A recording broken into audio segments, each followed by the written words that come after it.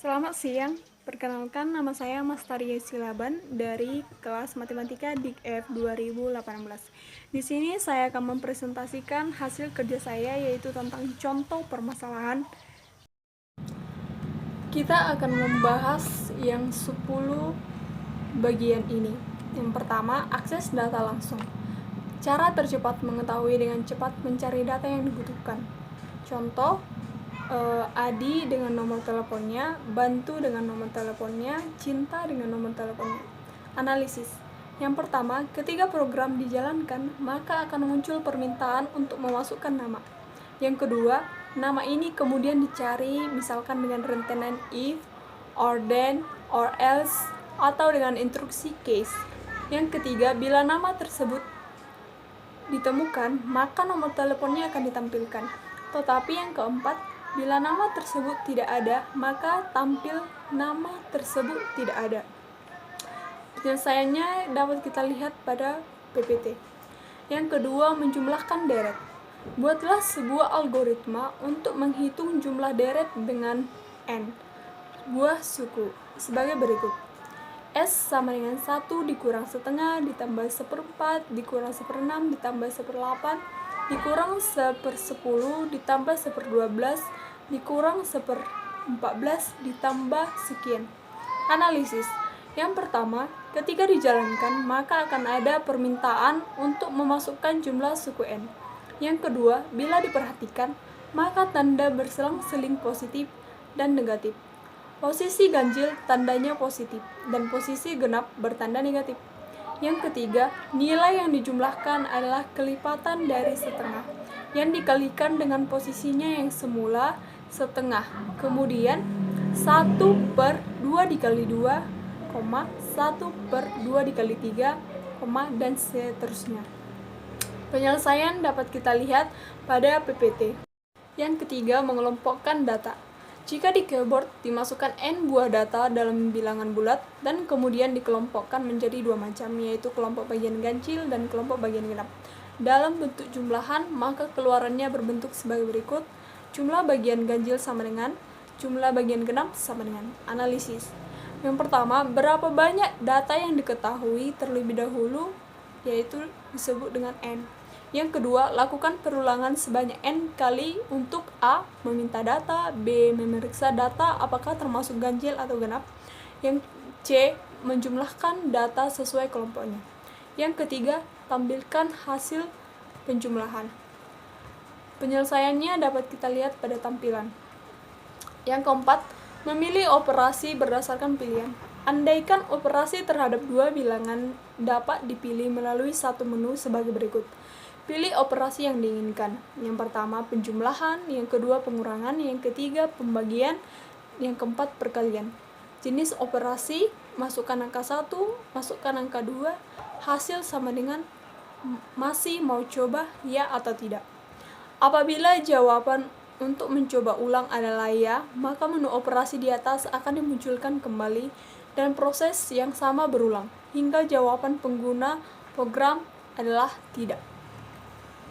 Yang keempat, masalah stok pada sebuah toko buku. Laporan di direktur toko buku harus menggunakan format sebagai berikut. Yang pertama, kode buku. Yang kedua, jumlah stok. Yang ketiga, jumlah pesanan. Yang keempat, margin laba. Persamaan variabel, yaitu yang pertama kode buku sama dengan kode, yang kedua jumlah stok sama dengan stok, yang ketiga klasifikasi buku sama dengan kelas, yang keempat jumlah mahasiswa sama dengan jumlah, yang kelima status buku sama dengan status, yang keenam harga beli sama dengan harga, yang ketujuh margin laba sama dengan laba, yang kedelapan total margin laba sama dengan total, yang kesembilan jumlah pesanan sama dengan pesanan, yang ke-10 ragam buku sama dengan ragam, yang ke-11 jumlah buku sama dengan jumbuk. Selanjutnya adalah algoritmanya. Algoritmanya bisa kita lihat pada tampilan. Pada pembayaran cicilan, berdasarkan cicilan dapat dihitung berdasarkan rumus, yaitu cicilan sama dengan modal dikali dengan bunga ditambah 1 dikali pangkat n dibagi bunga ditambah 1 pangkat n dikurang 1. Persamaan variabelnya, yang pertama modal sama dengan total modal yang dipinjam, yang kedua lama sama dengan lamanya pinjaman dalam tahun, yang ketiga bunga sama dengan bunga pinjaman per tahun, yang keempat cicilan sama dengan cicilan per bulan. Algoritmanya bisa dilihat pada tampilan. Kemudian penyemprotan tanaman. Sebuah perusahaan agribisnis memiliki pesawat-pesawat kecil yang disewakan untuk melakukan penyemprotan tanaman pada areal perkebunan yang luas. Biaya sewa yang dikenakan adalah sebagai berikut, bisa dilihat pada tampilan, dan algoritmanya bisa dilihat pada tampilan juga. Menghitung rata-rata dan varians. Andaikan ada n bilangan biasa yang dimasukkan lewat keyboard, maka nilai rata-rata adalah jumlah bilangan tersebut dibagi dengan n.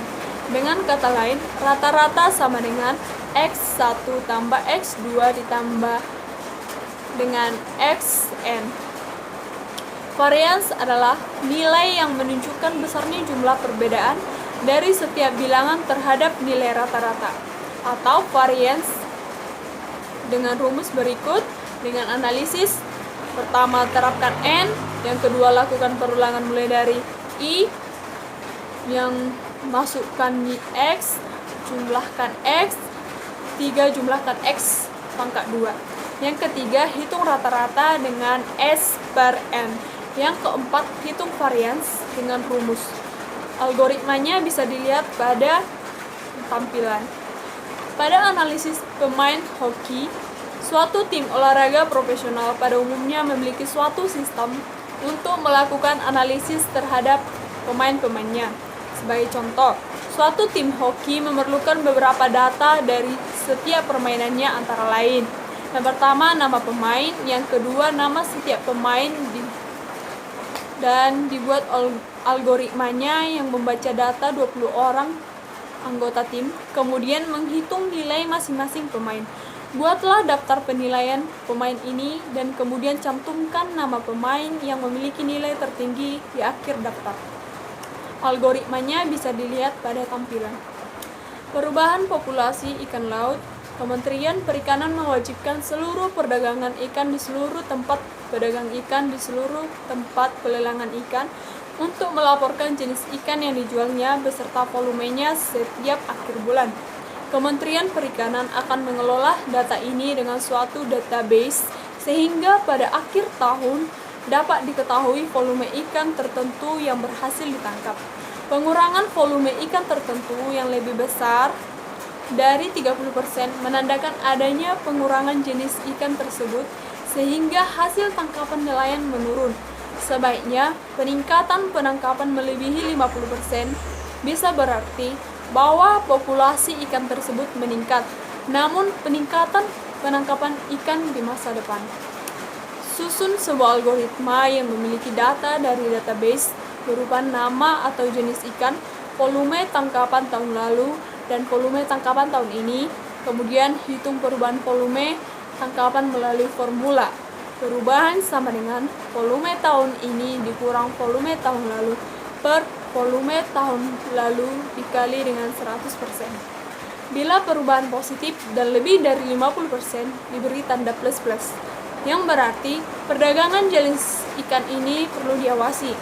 Dan bila perubahan negatif lebih dari 30%, maka diberi tanda seru, yang berarti perlu adanya penambahan bibit ikan jenis ini agar populasinya bisa meningkat. Algoritmanya bisa kita lihat pada tampilan. Terima kasih kepada Ibu Chairunisa sebagai dosen pengampu kami dari mata kuliah Algoritma Dasar. Sekian dan terima kasih.